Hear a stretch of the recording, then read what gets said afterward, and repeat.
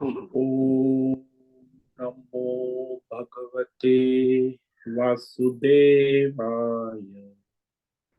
ओम नमो भगवते वासुदेवाय। ओम नमो भगवते वासुदेवाय। ओम नमो भगवते वासुदेवाय। ओम नमो भगवते वासुदेवाय। ओम नमो भगवते वासुदेवाय। ओम नमो भगवते वासुदेवाय। ओम नमो भगवते वासुदेवाय। ओम नमो भगवते वासुदेवाय। ओम ओम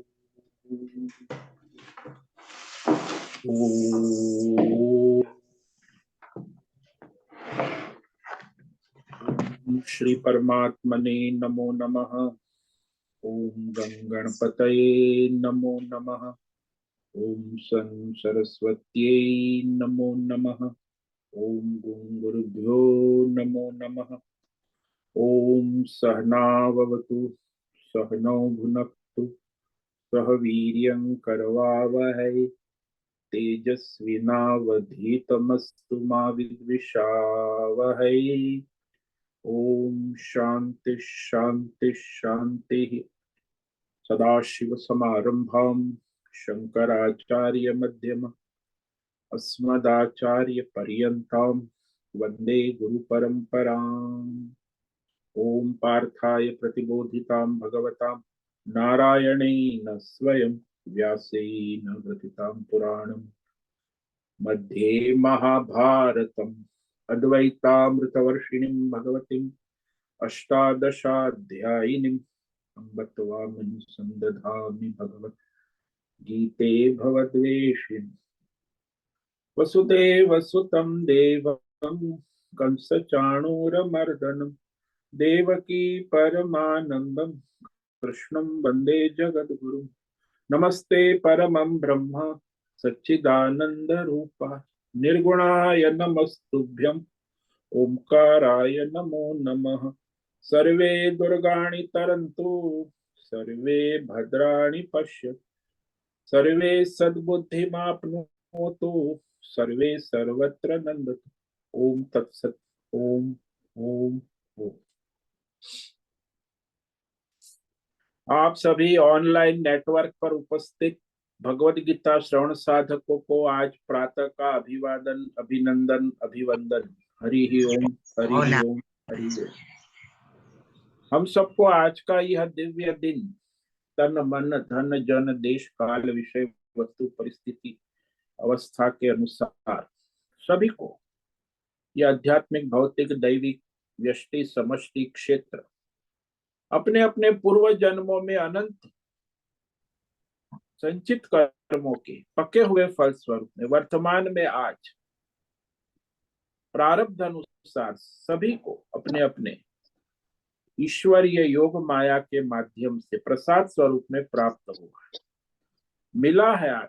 अतः इस आज का दिव्य दिन परमार्थ हेतु निष्काम सेवा यज्ञ देव यज्ञ ऋषि यज्ञ पितृ यज्ञ मानव यज्ञ भूत प्राणी यज्ञ सात्विक दान शारीरिक वाचिक मानसिक तप निष्काम कर्म योग ध्यान योग भक्ति योग ज्ञान योग साधनाएं स्वाध्याय वेद शास्त्रों का अध्ययन अध्यापन उपासना आराधना के लिए समर्पित करे और कराए।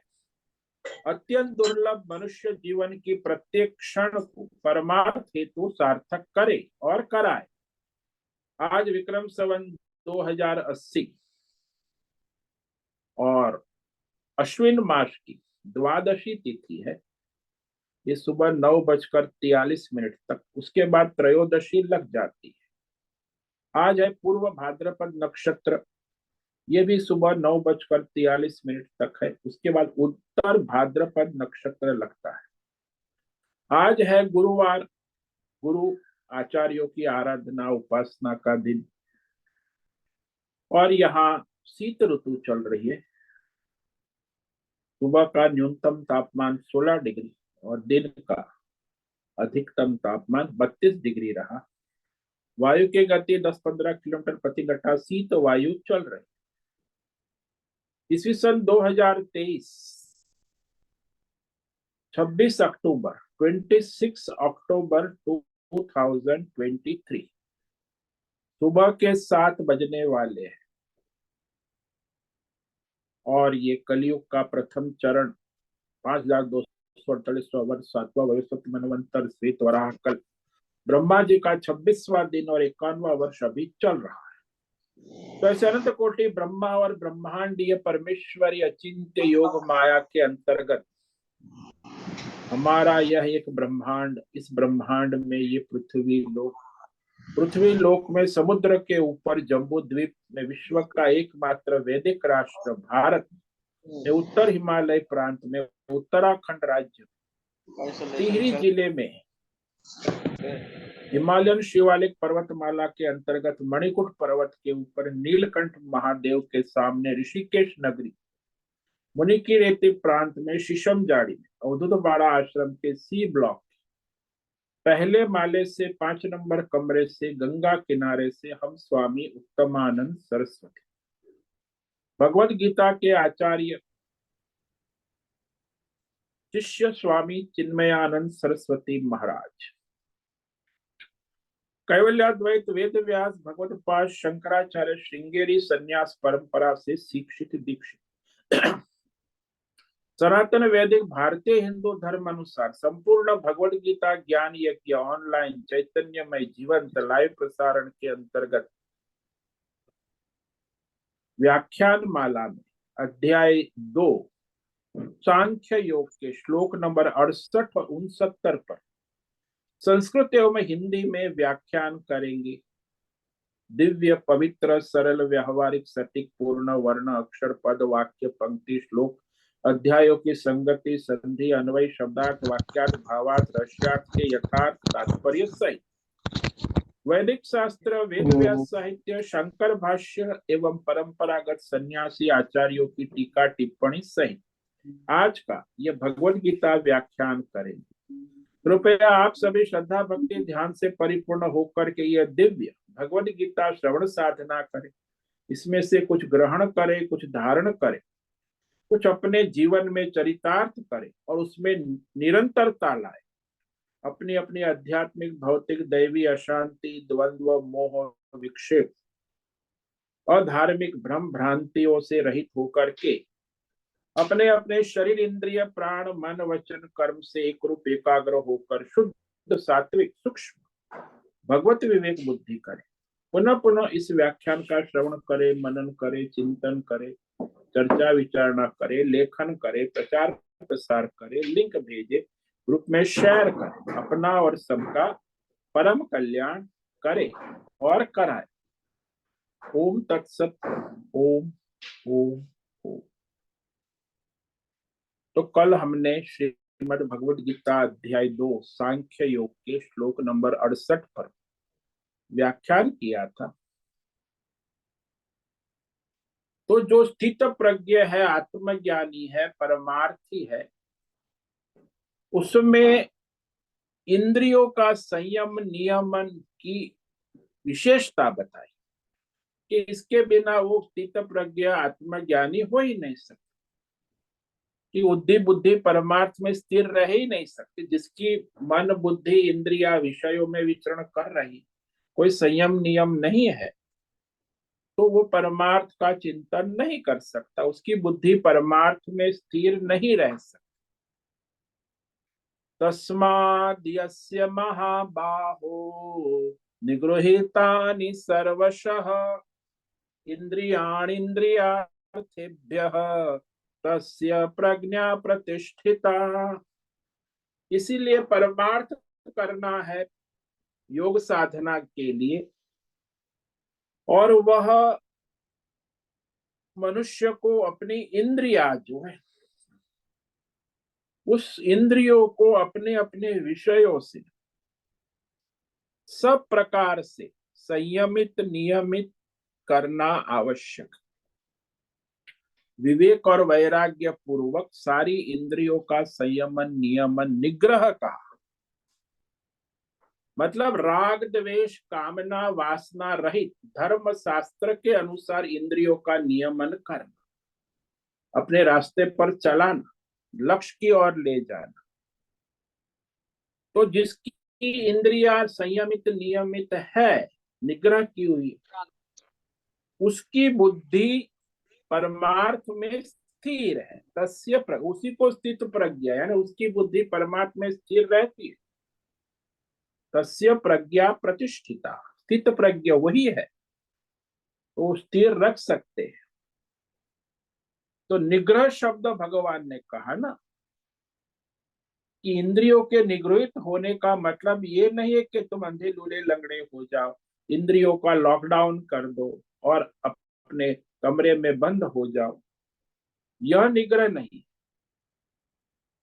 हम इंद्रियों को जो करवाना चाहे धर्म शास्त्र परंपरा आचार्य के मार्गदर्शन में वही वो कराए, यानी इंद्रिया चाहे वैसा ना हो। हम अपनी बुद्धि से विवेक पूर्वक जो चाहे वैसे ये इंद्रिया और मन हमारे नियमन में रहे। जैसे मैनेजर के नियमन में सुपरवाइजर और कर्मचारी काम करते तो बिल्डिंग का काम होता है। अभी वो मैनेजर की बात सुनेगा ही नहीं, नियमन में रहेगा नहीं, तो सुपरवाइजर और कर्मचारी बिल्डिंग क्या बनाएंगे। तो ये आवश्यक है कहीं भी व्यवहार में भी, ये परमार्थ में भी, कि इंद्रिया और मन का संयमन नियमन बुद्धि के विवेक वैराग्य से। लेकिन वो तभी हो पाएगा जब राग द्वेष कामना वासना से रहित। जब तक राग द्वेष कामना, वो तो इंद्रियों को खींच के, क्योंकि ये यही रहती, राग द्वेष इंद्रियों में रहता, मन में रहता है, कामना वासना इंद्रियों में रहती है, मन वो यहीं से अपना अपहरण कर लेता। इसीलिए वही कर पाएगा जो राग द्वेष कामना वासना से रहित, वही इंद्रियों का संयमन नियमन करके उसे परमार्थ में धर्म में शास्त्र के अनुसार योग्य मार्ग पर ले जा सकते। तो जब किसी भी साधक ने अपनी 10 इंद्रिय और मन को अपने विषयों से संयमित नियमित निग्रहित कर लिया है, यानी इंद्रिया जो है मन है अपने राग द्वेष कामना वासना से प्रवृत्त नहीं हो रही, मतलब काबू में है, तो हम इंद्रियों को विषयों के तरफ प्रवृत्त नहीं करते। तो कहाँ लगा, अपने स्वधर्म में परमार्थ में योग में। तो जब ऐसा हो जाता है तो फिर जो साधक है वह अपने परमार्थ अभ्यास को कर सकता, स्वधर्म भी कर सकता है, कर्तव्य भी ठीक से कर सकता। तभी उसी की वह विवेक बुद्धि प्रज्ञा अपने स्वधर्म कर्तव्य परमार्थ में प्रतिष्ठित हो। जैसे वो बंदर है, जंगली बंदर है, जंगल में से वो मदारी ने बंदर को पकड़ के ले आया। अब वो तो जंगली बंदर है, अब उसका तो कोई नियमन संयमन होता ही। अब उसको वो धीरे धीरे ट्रेन करता है, वो बंदर जो है वो काबू में आ जाता है। पूर्ण रूप से वो बंदर जो है और वो संयमन नियमन करने के लिए तैयार हो जाता। और ऐसे एक दिन आता है कि मदारी उसे अपने खेल कराने लगे। वो तब होता है जब वो उसकी पूर्ण नियंत्रण में आ गया। बंदर मदारी के ऐसे ही ये बंदर है, मन भी हमारा इंद्रिया भी बंदर की तरह चंचल है। अब उस इंद्रिय और मन को बुद्धि के मदारी के द्वारा शास्त्र विवेक प्रज्ञा से संयमित नियमित किया जाता है। तो वह हमारे परमार्थ योग साधना कर्म में सहायक हो जाते। अभी हम तो दिन रात, एक तो लौकिक व्यवहार होता है, दूसरा शास्त्रीय व्यवहार। तो लौकिक व्यवहार जो है उसमें ज्यादातर ये सांसारिक क्रियाएं होती है, और वैदिक व्यवहार में धर्म कर्म शास्त्र के अनुसार पूजा पाठ आदि होते हैं। तो ये दोनों प्रकार के व्यवहार मनुष्य करता, और ये जब तक शरीर है, प्रारब्ध है, तब तक तो करने आवश्यक है। लौकिक व्यवहार भी है, शास्त्रीय वैदिक धर्म कर्म व्यवहार भी है। तो वहां जो लौकिक व्यवहार है उसका तो लौकिक फल है, सामने दिखता है। कोई भी व्यवहार करो, कि लौकिक आपने चावल को उबाल दिया तो गल गया, पक गया, लौकिक फल है। इसी प्रकार वैदिक पूजा पाठ की तो उसका फल जो है अदृष्ट है, कभी मिलेगा, आगे मिलेगा। तो यहाँ लौकिक और वैदिक व्यवहार में ये विवेक करना आवश्यक है कि हम वैदिक व्यवहार धर्म कर्म करते हैं, उसमें पूजा पाठ संध्या दान यज्ञ तप होता है, लेकिन वह उसका फल हमें आगे मिलेगा, तो उसे अदृष्ट फल कहते। ये दृष्ट है लौकिक का, वैदिक कर का अदृष्ट फल। अब जीवन में मनुष्य को निरंतर अपने दोनों प्रकार के कर्म करने हैं। अब केवल वैदिक कर्म करेगा तो भी जीवन व्यवहार नहीं चलेगा। इसलिए यहाँ विवेक ये करना है कि मैं करता हूं, मैं करने वाला हूं, इसीलिए मुझे करना आवश्यक।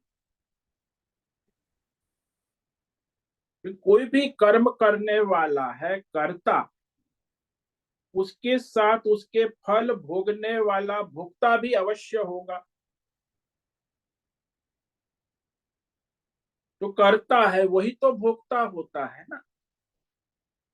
तो वास्तव में देखा जाए तो साक्षी आत्मा, अंतरात्मा, मैं जो है वो न करता है न भोगता है।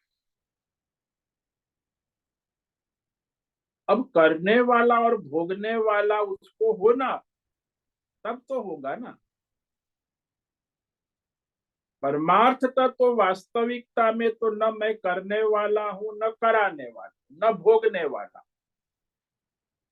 तो अपने आत्म स्वरूप से, परमार्थ से अपने को अकर्ता अभोक्ता है, लेकिन ये अज्ञान, कामना और कर्म के कारण मनुष्य अपने को लौकिक और वैदिक कर्म करता है।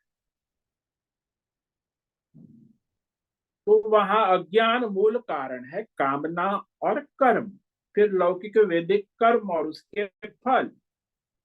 लेकिन जब उसे आत्म विवेक ज्ञान उत्पन्न होता है कि मेरी आत्मा न करता है न भोगता है, मैं सच्चिदानंद पूर्ण आत्मा हूं, निर्गुण निराकार, तो ये जो जीव भाव है, अविद्या उपाधि निवृत्त हो गई। तो न मैं करता हूं न मैं भोगता हूं, न वैदिक कर्म करेंगे न लौकिक कर्म करेंगे, तो क्या करेंगे? बोले केवल प्रारब्ध अनुसार जो कर्म होंगे, आभास मात्र, क्योंकि वो ज्ञानी है, उसके कर्म कोई फल के हेतु से नहीं होते, आभास मात्र। प्रारब्ध है उस अनुसार केवल आभास मात्र कर्म होंगे। जैसे कोई बहुरूपिया है, वो कर्म करते, वो आभास मात्र।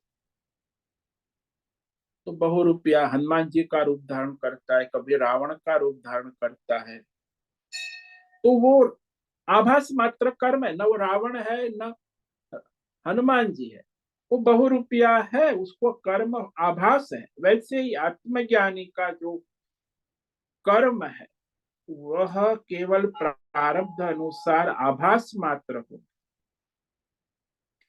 क्योंकि उसके अज्ञान की निवृत्ति होने के बाद ये जो स्थित प्रज्ञ है, आत्मज्ञानी है, उसके शरीर, इंद्रिया, मन, बुद्धि उसके प्रारब्ध के अनुसार काम करते हुए दिखेंगे। किंतु उसमें एक फर्क है, ये समझो। जो अज्ञानी है और ज्ञानी है दोनों कर्म करते दिखेंगे, शरीर, इंद्रिय, प्राण, मन, बुद्धि से।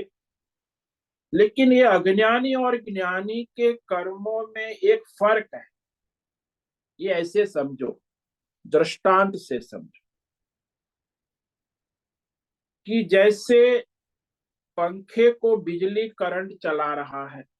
पंखा भाई, जेठ का महीना है, तेज चल रहा है हवा, और बल्ब भी बिजली चला रहे हैं। तो लेकिन बिजली करंट जाते ही बल्ब की रोशनी, प्रकाश बंद हो जाता है। पंखे की गति चालू रहे, वो तेज चल रहा था तो एक आध मिनट तक वो पंखे की हवा भी चलती है, करंट नहीं है। फिर भी पंखे की बिजली न होने के बाद उसे बिजली नहीं चला रही है। वो पंखा पहले के प्रभाव से, उसकी पहले की पूर्व स्पीड के कारण अब वो अपने चलने का दिख रहा है, क्योंकि पूर्व संचित संस्कार पड़ गए घूमने के, उसके अनुसार वो थोड़ी देर तक चलेगा, फिर बंद हो जाए। ठीक इसी प्रकार ये जो हमारी आत्मा और अनात्मा के संबंध से सारा लौकिक वैदिक व्यवहार हो रहा है, जैसे ही यह संबंध जो है वह दृढ़ता है, वैसे ही वैदिक व्यवहार बंद हो जाए कि मैं आत्मा हूं, ये अनात्मा संसार शरीर मैं नहीं हूं। तो वो आत्मस्थिति में फिर लौकिक और वैदिक व्यवहार बंद हो जाए, क्योंकि उसके लिए वो लौकिक और वैदिक कामना, वासना, राग, द्वेष, संसार के कर्मों का प्रयोजन नहीं रहा। हाँ, प्रारब्ध अनुसार आभास मात्र दिखते हैं, हालांकि उसके लिए उसका कोई व्यावहारिक प्रयोजन ही नहीं रहता। तो उसके जो वैदिक और लौकिक व्यवहार है वो पंखे की जगह है। भाई, पूर्व गति है, संचित है, तो संचित के अनुसार वर्तमान शरीर और संसार का प्रारब्ध है वो आता है और जाता है। तो वो पूर्व के संचित संस्कारों से वर्तमान में कुछ प्रवृत्ति चलती रहेंगी, लेकिन वो स्थित प्रज्ञ है, तो वह ऐसे व्यवहार चलने के लिए उसे कोई प्रयत्न करने की आवश्यकता नहीं, कोई कामना नहीं है। उसका अज्ञान निवृत्त हो चुका, इसलिए उसमें न अभिमान है या कर्तृत्व अध्यास है। तो वह जो कर्म होगा वो यदि लोक शिक्षा के लिए होगा या अपने जीवन निर्वाह के लिए, दो ही कारण है ना, लोक शिक्षा या जीवन निर्वाह। तो कभी वो धर्म कर्म करता दिखाई देगा, कभी लोक शिक्षा के लिए, कभी वो अपने जीवन निर्वाह के लिए भिक्षा भोजन करता दिखाई देगा, लेकिन उसका उसे कोई प्रयोजन नहीं। कारण ये है कि उसकी बुद्धि में कर्ता भोक्ता भाव है ही नहीं। कर्ता भोक्ता न होते हुए भी 10 इंद्रिय, मन, बुद्धि के अनुसार वह उचित प्रारब्ध व्यवहार के लिए कर्ता होता है। स्थित प्रज्ञ को कर्ता भोक्ता जो हम देखते हैं वो केवल आभास मात्र। तो अभी ऐसी स्थिति है कि इंद्रिय मन को चलाने की अपेक्षा उसके पीछे चलने वाला अहंकार अज्ञानी का कर्ता भोक्ता बनता है। और संसार में भी देखा गया है कि ये जो व्यवहार है, लौकिक और वैदिक व्यवहार, सभी कर्म कार्यों का कर्ता मनुष्य का अहंकार माना जाता है। मैं कर्ता, अहंकर्ता इति वृत्ति, मुख्य अहंकार। अब वो अहंकार व्यक्तिगत अहंकार है, वही उसको कर्ता भोक्ता बना देता है मनुष्य। वास्तव में तो कर्ता कौन है? उसकी इंद्रिया है, 10 इंद्रिय, मन, शरीर आदि जो है, लेकिन वो अपने को कर्ता मान लेता। अब ये इंद्रिया अपने व्यवहार करती है, मन जैसे कहे वैसा वह करता है, तो वो पराधीन हो जाता। इंद्रिया और मन वो हमारी सेवक है और वो उसको अपने प्रारब्ध के अनुसार चला। लेकिन अज्ञानी में क्या होता है कि वो इंद्रिया और मन की गुलामी करके अपनी कामना वासना राग द्वेष से प्रवृत्त होता है। और ये स्थित प्रज्ञ जो है, ज्ञानी है, उसे कोई कामना नहीं है, वासना नहीं है, राग नहीं है, द्वेष नहीं। वो अपनी इंद्रिय और मन से प्रवृत्त होता है प्रारब्ध के अनुसार, तो उसे वहां कोई लाभ हानि फायदा नुकसान नहीं।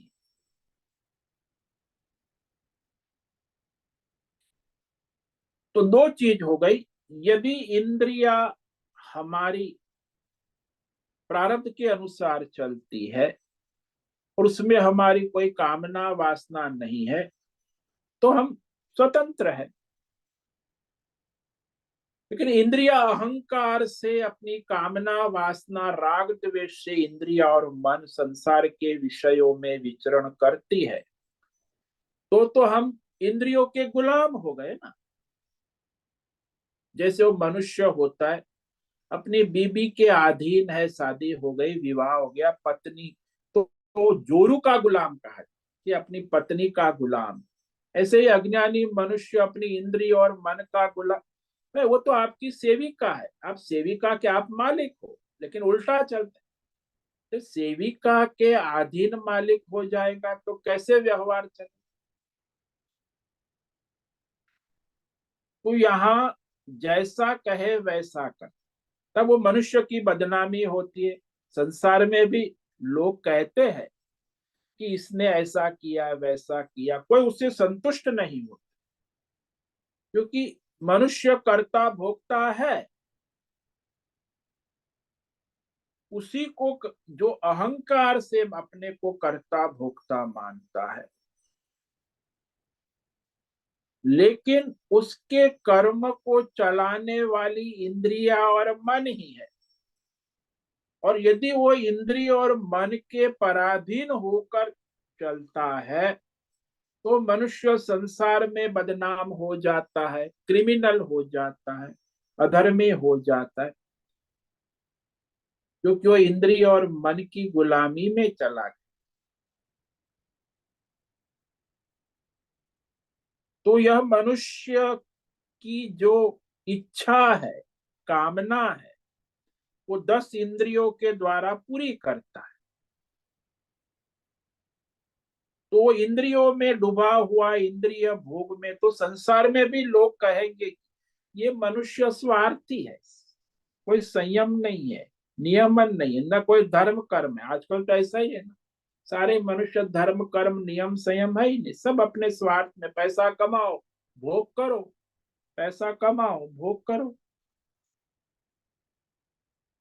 तो ये प्रसिद्ध है कि इच्छा वह इंद्रिय की पूरी करता है और प्रसिद्धि अप्रसिद्धि वो मनुष्य की।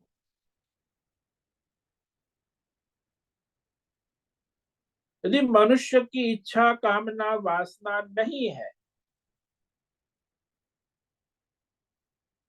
तो फिर वह इंद्रियों के विषय से संयमित नियमित कर लेता है, धर्मानुसार शास्त्र अनुसार अपनी इंद्रिय और मन को संयमित नियमित करता है, तब वो वास्तव में धर्मात्मा या योगी बन सकता है।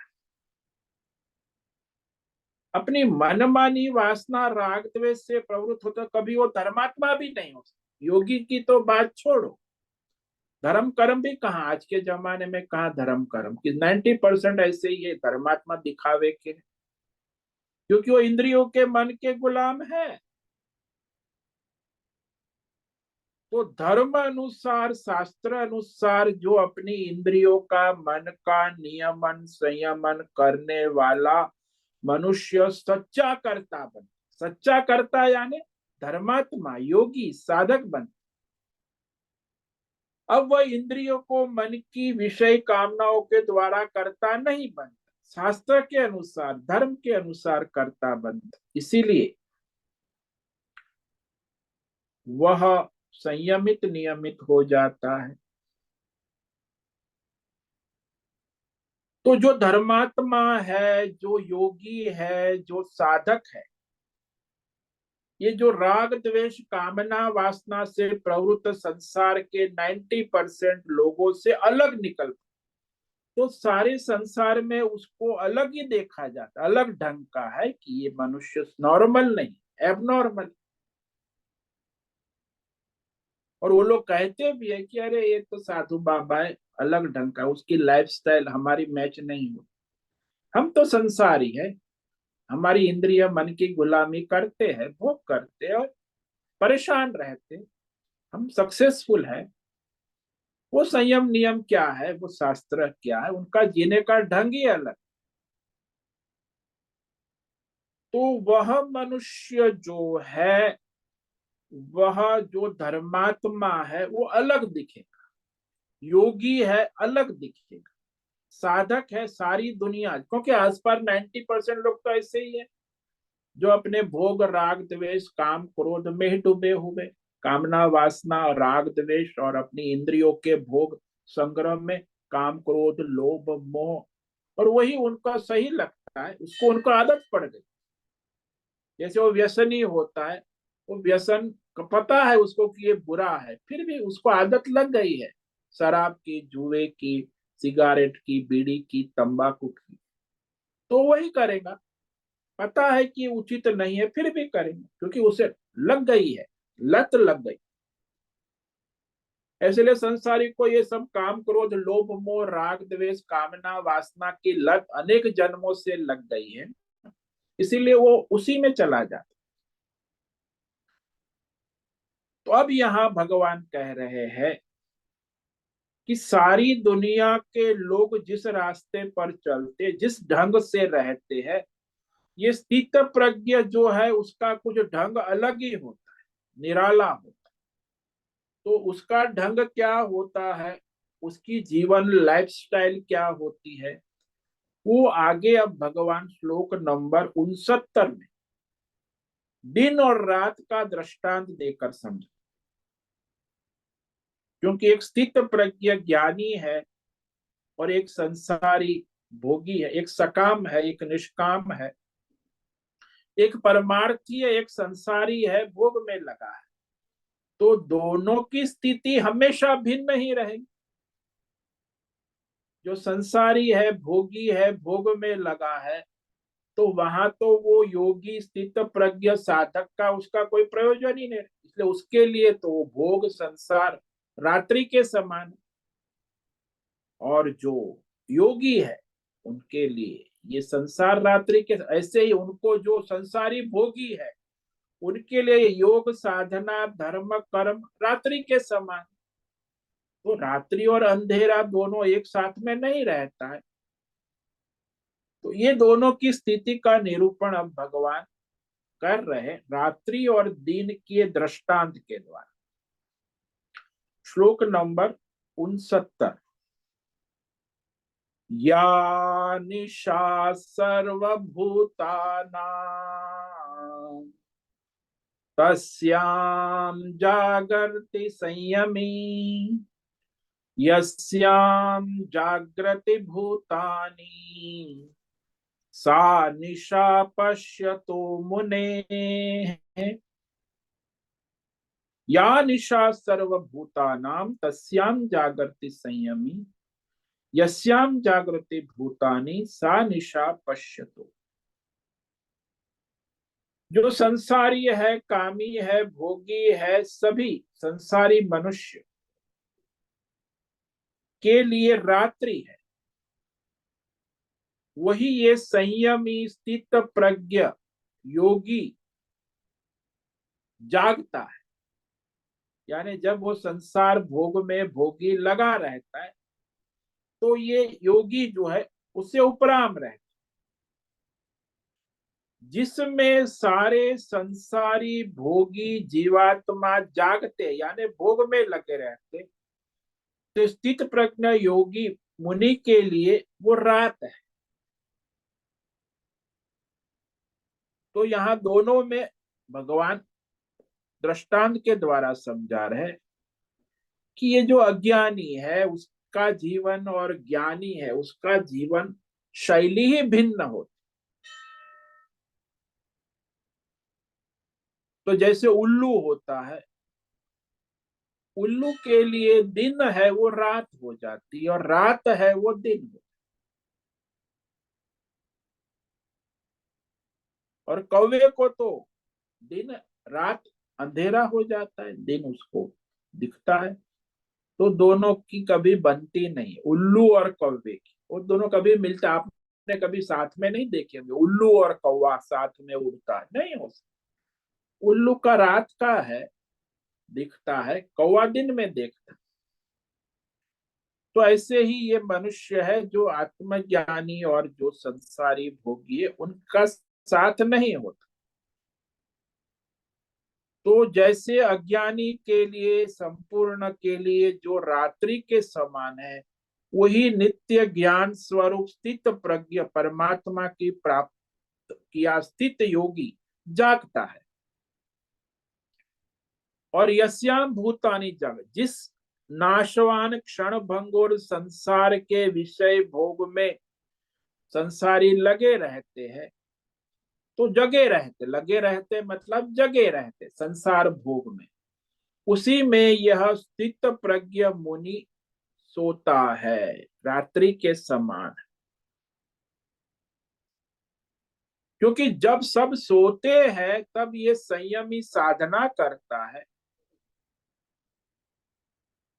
और जब सब विषय भोग में लगे रहते हैं तब वो विश्राम करता। तो दोनों का अलग ही टाइम टेबल एक समान नहीं होता। रात्रि जागना, भोगी रात्रि को जागते हैं, सुबह 4 बजे सोते हैं और ये 4 बजे उठ जाता है, योगी साधना करने लगता है।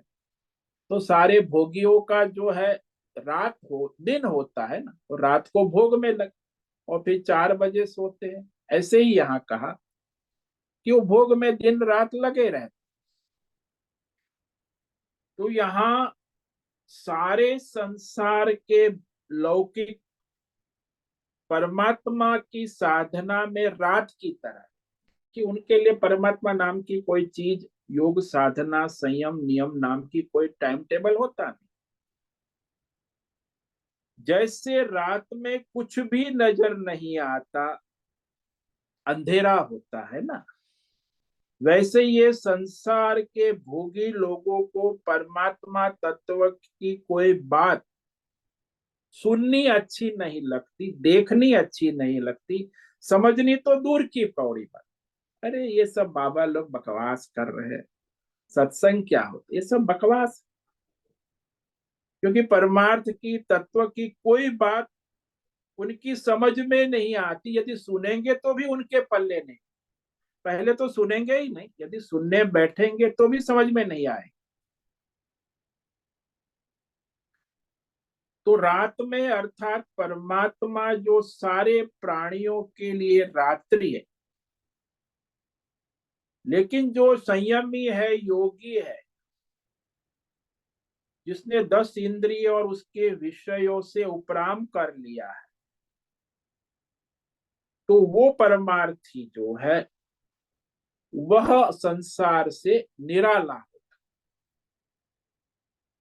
हमारे आचार्य पतंजलि योग शास्त्र के आचार्य है, उन्होंने यहाँ धारणा, ध्यान और समाधि 3 अवस्था साधना की कही थी। उसमें इसी को उन्होंने संयम कहा है। भाई, धारणा करना, ध्यान करना और समाधि करना,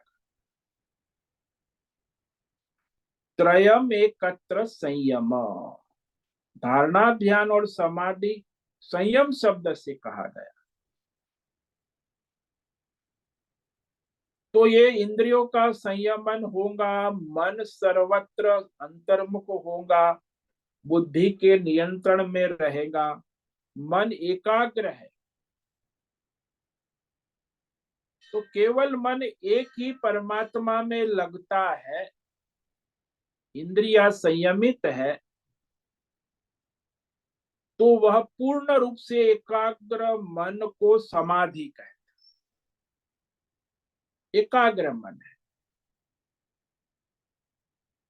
ध्यान में मन एकाग्र नहीं है, दूसरी वृत्ति आती है, विषय आता है, फिर जाता है, फिर एकाग्र थोड़ी देर होता है, फिर और कुछ विषय आ जाता है। जैसे आप जप करने बैठे राम राम राम, तो निरंतर 108 माला, एक माला उसमें कोई विक्षेप, निरंतर एकाग्र 108, तो समाधि। लेकिन आप राम राम राम राम, काम काम काम, राम राम काम काम आता है, तो आप ध्यान में बैठे, मतलब समाधि में नहीं।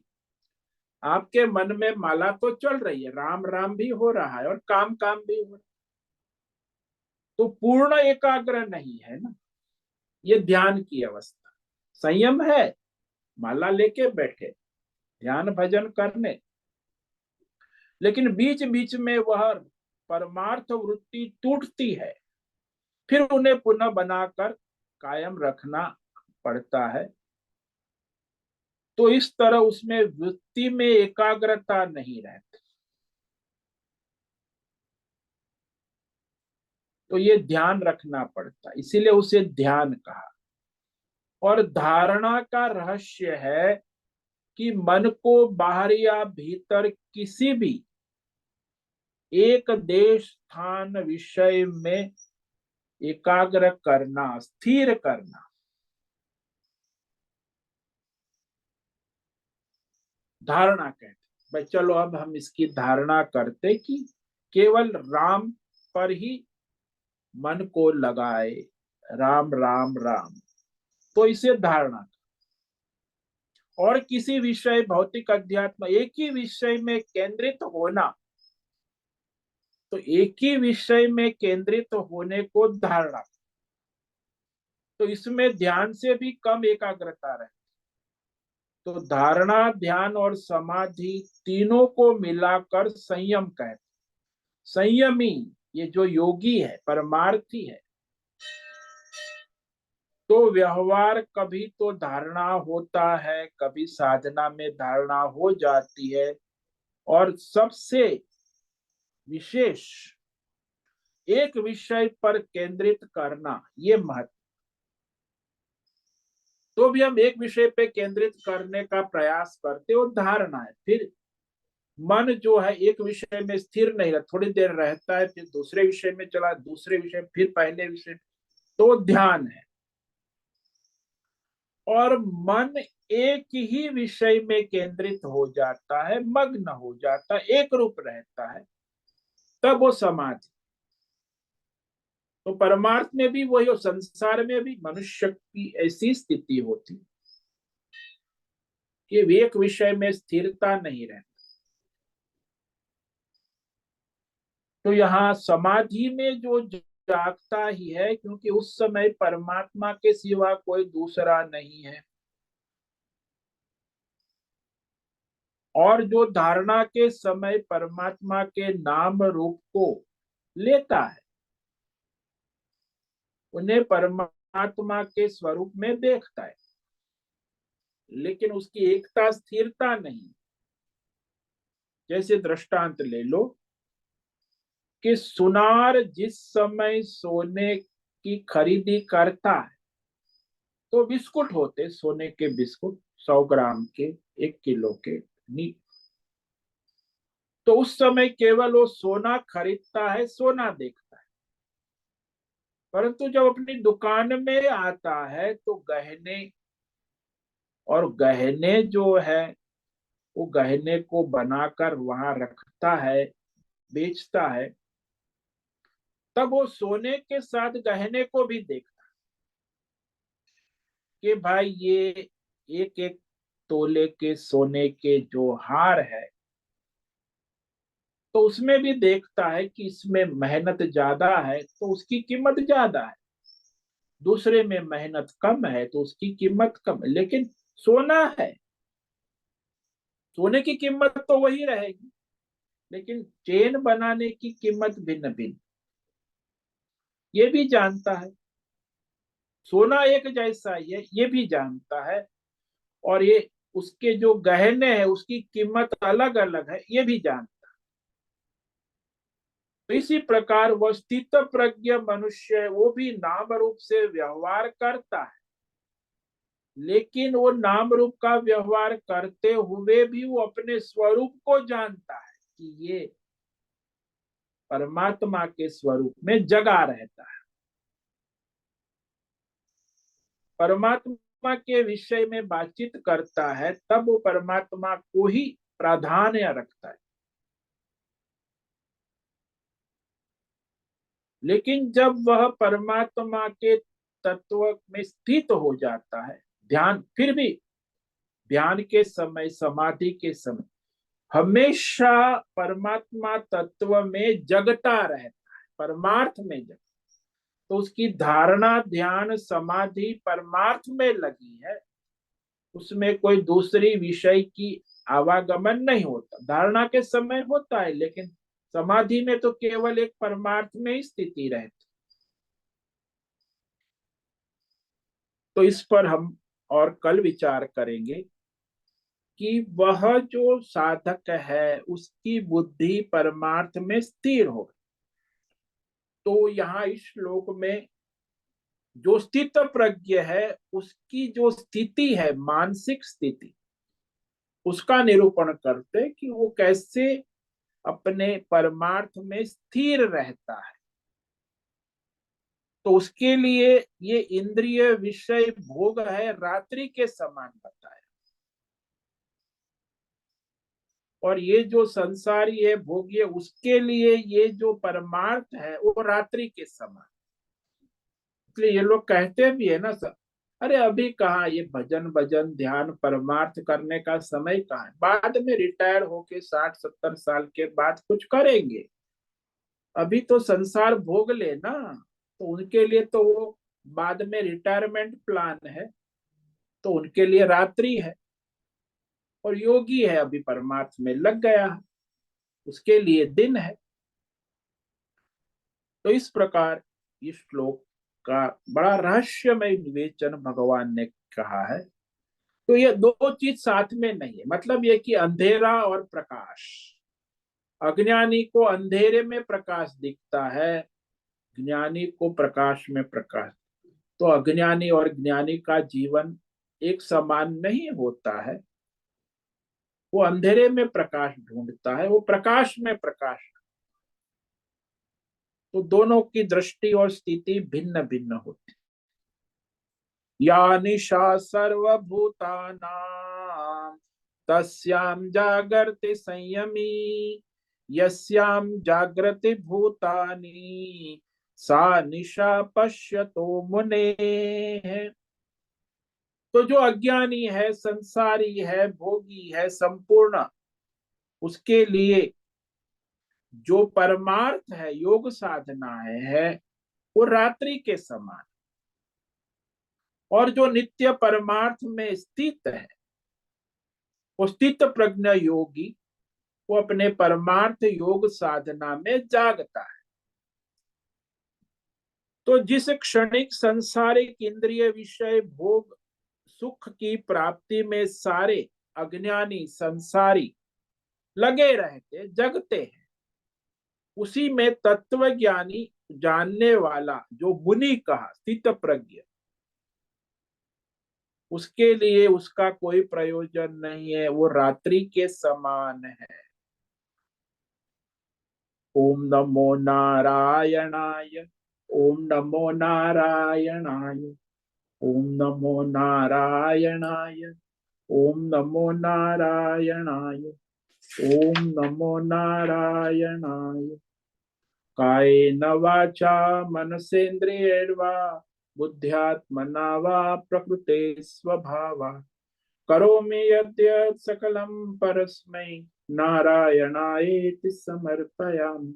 ओम सर्वे भवन्तु सुखिनः, सर्वे सन्तु निरामयाः, सर्वे भद्राणि पश्यन्तु, मा कश्चित् दुःखमाप्नुयात्, अस्तु मा सद्गमय, तमसो मा ज्योतिर्गमय, मृत्योर्मा मृतंगमय। ओम पूर्णमद पूर्णमिदं पूर्णात् पूर्णमुदच्यते पूर्णस्य पूर्णमादाय पूर्णमेवावशिष्यते। ओम शांति शांति शांति। शंकरं शंकराचार्यं केशवं बादरायणं सूत्र भाष्य कृतो वंदे भगवन्तौ पुनः पुनः। ईश्वरो गुरुरात्मेति मूर्ति भेद विभागी व्योमवद् व्याप्त देहाय दक्षिणामूर्तये नमो नमः। ओम गुं गुरुभ्यो नमो नमः। ओम तत्सत् ब्रह्मार्पणमस्तु। ओम ओम ओम।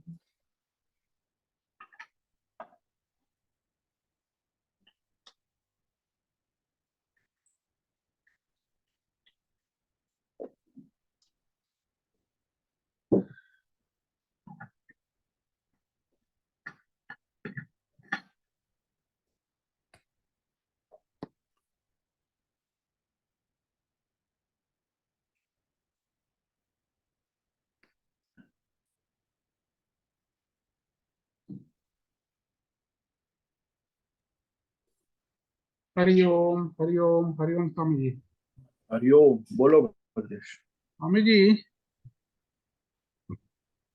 ये जो भोगी है वो तो योगी की प्रवृत्ति में बाधा डालता रहेगा। हाँ वो तो है, इसलिए तो, तो उससे वो अलग रहता है ना। तो योगी जो है उससे किस तरह से, क्योंकि ये बाधा हर प्रकार से आती ही रहेगी। साधक है उसकी, उसमें भी भोगी बाधा डालता ही रहेगा। हाँ वो तो आप साथ में रहोगे तो भोगी है, आप योगी हो, दोनों की जोड़ी कैसे जमेगी। वो तो भोग में लगे हैं, वो योग में लगे हैं, तो भाई इसीलिए तो उससे दूर ही रहना होगा, नहीं तो कहाँ से होगा। साथ में रहेंगे तो तनातनी होती रहेगी, साथ में तो नहीं हो सकता ना। अब तो उसमें साधक और योगी का व्यवहार कैसे करेगा, क्योंकि परिस्थिति ये तो रहने वाली है, और भोगी जो है उसकी मात्रा भी ज्यादा है। हाँ तो भोगियों के बीच में हम रहेंगे, लेकिन एक है कि हम अपना संयम नियम बना के रखे। जैसे मैं भी यहाँ रहता हूँ, यहाँ का सब भोगी है, कहाँ तो कोई योगी, तो साधना को कोई मतलब ही नहीं। साधु बने भोग के लिए बने, योग के लिए नहीं बने। साधु समाज में ये हाल है। अब उसमें हमें सावधान रहना होगा, मिलना होगा, हाँ कैसे है क्या है आप, ठीक है बढ़िया है ऐसा है क्या चेर चुप चुप पे वो उनको बस ज्यादा उनको क्या मैं लेना देना। तो ऐसी ये उपेक्षित जीवन होना चाहिए कि ज्यादा उनमें इन्वॉल्वमेंट नहीं होना चाहिए, क्योंकि वो भोग बुद्धि वाला है, भोग है, उसका लक्ष्य परमार्थ नहीं है, भोग है, अपनी कामना वासना है, तो आएगा कोई भी हो। तो उससे हमें सावधान रहना है। वो हमारे पास आए, जैसे कल एक साधक आए थे, वो मुंबई के थे, तो वैसे तो कोई मिलने आते नहीं, आ गए, मैंने बोला आइए, बड़ा आनंद है आप मिलने आए। लेकिन वो कुछ आया नहीं था, उसका प्रयोजन था कि उसे कमरा बदलना था, आश्रम में एक कमरा चाहिए। वो भोगी है, उसे सत्संग की कोई बात नहीं की कि भाई क्या होता है ब्रह्म चिंतन, परमार्थ, कर्म योग क्या है, ध्यान, ऐसा कोई प्रश्न नहीं। उसको कमरे की चर्चा 10 मिनट करके चला गया। तो अब उससे हमें क्या करें? कहे, ठीक है भगवान, आपको जैसे प्रयत्न करो, नीचे कार्यालय में पूछो, मैं क्या कर सकता हूँ। तो ऐसे है, उनकी उपेक्षा करनी है, उनको अपने योग्य मार्गदर्शन देना है कि भाई आप अपना रास्ता पकड़ो, हम अपने रास्ते जा रहे हैं। हमारा और आपका रास्ता एक नहीं है।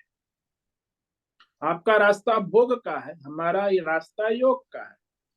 तो उनको उनके रास्ते पे छोड़ देना है, उसको अपने रास्ते पे घसीटने का नहीं, तो हमें परेशान करेंगे। वो तो भोग के रास्ते पे है ना। हाँ, वो खुद स्वयं योग के रास्ते पे आए तो बात अलग है, किसी को जबरदस्ती तो नहीं ला सकते। वो अपने रास्ते पे जा रहा है, रास्ते में किसी को हम दिशा बदल, बोले चलो चलो हमारे साथ, ऐसे जबरदस्ती वो खींचाता नहीं, मित्र सहेली रिश्तेदार कर, लेकिन वो बनता नहीं है काम। उसे जा रहा है, रास्ते में जाने दो उसकी, तुम अपने रास्ते चलो। चाहे तुम्हारा स्वजन हो, मित्र हो, वो अपने रास्ते पे है। इसलिए ऐसा है, कोई किसी को रास्ता बदल नहीं सकता, वो अपने रास्ते में, भोग के रास्ते में, वो योग के रास्ते। तो उसे सावधान रहना होगा ऐसे लोगों से, और अपना रास्ता निकालना होगा। ये महत्व का है कि हम कितना उसमें असंग रहते, उपेक्षा करते, और अपना रास्ता करते हैं। इन्वॉल्व हो गए तो गए आप, लेकिन वो लोग आपको इन्वॉल्व कर ही लेंगे, खींच लेंगे। वो भोगी लोग है ना। नहीं, थोड़ा कर लो महाराज, ये भी क्या है इसमें, तो आप टेस्ट कर लो। तो वो भोगी लोग हैं, आपको फिर वो जैसे मिठाई परसने आया है, तो वो हमें कहेगा लो लो महाराज, कल भी भंडारा था, अरे एक और एक और। तो भाई आपको विवेक करना है कि भाई आपको कितनी मिठाई आवश्यक है, और अपना संयम नियम, आपका योग साधना के अनुसार आपको विवेक करना होगा। उन लोगों के बीच में रहते हुए भी हमें अपना दृढ़ बुद्धि का विवेक निश्चय बनाकर अपने लक्ष्य की ओर आगे बढ़ना हो। कहीं भी जाओ आपको भोगी और योगी मिलेंगे, योगी तो कम मिलेंगे ना, भोगी ही मिलेंगे। 90% तो संसार भोगियों से भरा हो। किसी को योग साधना, अरे धर्म कर्म नहीं करना है तो योग साधना की तो बात बहुत। तो ऐसे लोगों के बीच में कहीं भी जाओ, मैं भी साधु बना, मैं भी ऐसे लोगों के बीच में रहे, तो अपना विवेक करना है। उनका लक्ष्य भोग है, हमारा लक्ष्य योग है, संयम है, नियम है। तो वो दोनों की साथ में जोड़ी जमती नहीं, बनती भी नहीं। इसीलिए मनुष्य को जो सावधान रहकर, पहले तो हम उसके चक्कर में कब आएंगे, यदि हमें राग है, आसक्ति है, कामना है, वासना है, तो हम उसके चक्कर में आ जाए। यदि हम, हमारी राग वासना कामना नहीं है, तो हम उसके चक्कर में नहीं आए। आपके अंदर भी राग है, वासना है, कामना है, तो आप उस भोगियों के चक्कर में आ जाए, फिर आप योगी नहीं रहे। हाँ, जब आप अपनी राग कामना वासना का नियमन संयमन कर चुके, तो कोई भोगी आपको परेशान, चाहे वो भोग करने दो, हमारे स्वजन है, परिवार वाले है, मित्र है, जो भी है, वो हमें विचलित नहीं कर सकते। कि जब हम ही अपने राग वासना कामना को काबू में नहीं कर, तो वो लोग खींच लेंगे, क्योंकि वो तो सब भोग में डूबे हैं। तो यहाँ आपका संयम कितना दृढ़ है, इस पर निर्भर करता है, आप में कितनी राग द्वेष कामना वासना का नियमन है। तब आप बचोगे, नहीं तो आप बह जाओगे।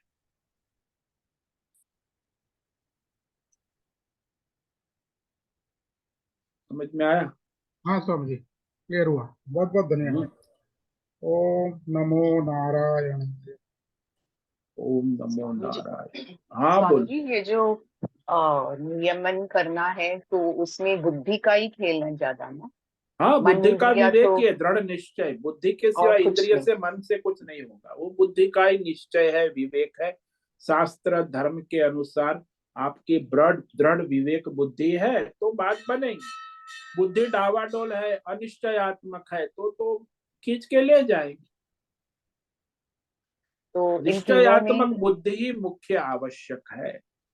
अच्छा, तो ये इंद्रिय मन और बुद्धि में बुद्धि सबसे स्ट्रांग होनी चाहिए। हाँ, मुख्य तो सारथी तो वही है ना, कल हमने दृष्टांत दिया ना कि हाँ, बुद्धि यस, तो सारथी। सारथी।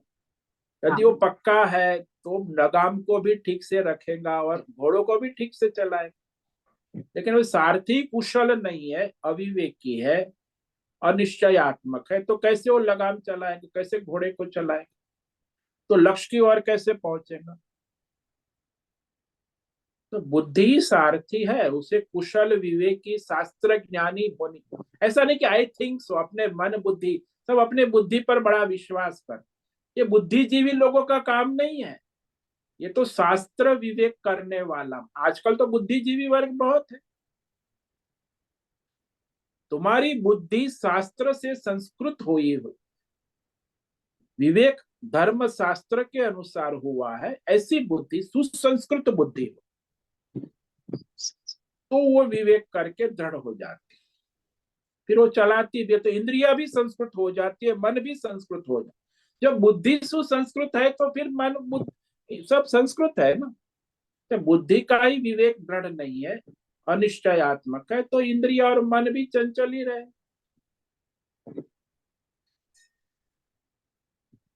इसमें बुद्धि की महत्वता ज्यादा है।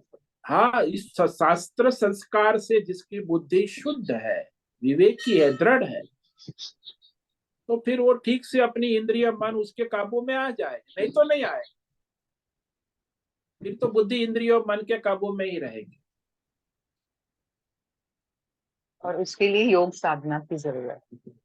सत्संग विवेक, योग हाँ, साधना तो बाद सत्संग में कहाँ से करोगे बाद आप। में। योग साधना तो सच। संभव ही नहीं। जब इंद्रिय मन संयम में तो कोई योग साधना, धर्म कर्म भी नहीं होगा, आप तो भोग में लगोगे ना। इसलिए हाँ, इंद्रिय और मन का संयमन तो ये बुद्धि का विवेक, शास्त्र विवेक, सत्संग और दृढ़ विवेक होना आवश्यक। निश्चयात्मक बुद्धि बन गई तो फिर आपका योग साधना होगी। अनिश्चयात्मक बुद्धि है तो कोई योग साधना नहीं हो पाती।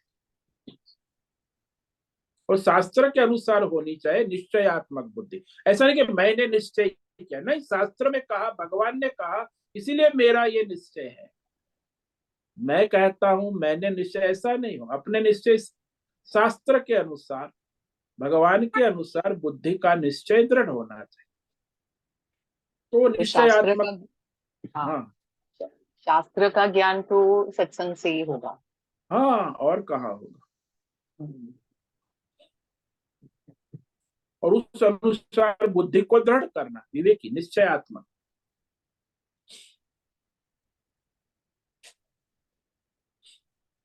बहुत बहुत धन्यवाद। ओम नमो नारायण। ठीक है, ओम सभी नमो साधकों नारायण। को आज का ओम नमो नारायण। सभी साधकों को आज का ओम नमो नारायण। ओम नमो नारायण स्वामी जी। सभी साधकों को आज का ओम नमो नारायण। ओम नमो मुझसे ओम नमो नारायण निवेदन नारायण। स्वामी है, जी। आज का सत्संग पूर्ण करें। ओम नमो नारायणाय। ओम नमो नारायण स्वामी जी। आज का यह दिव्य सत्संग हम यही पूर्ण करते हैं। सभी साधकों को ओम नमो नारायणाय। सभी साधकों को ओम नमो नारायणाय।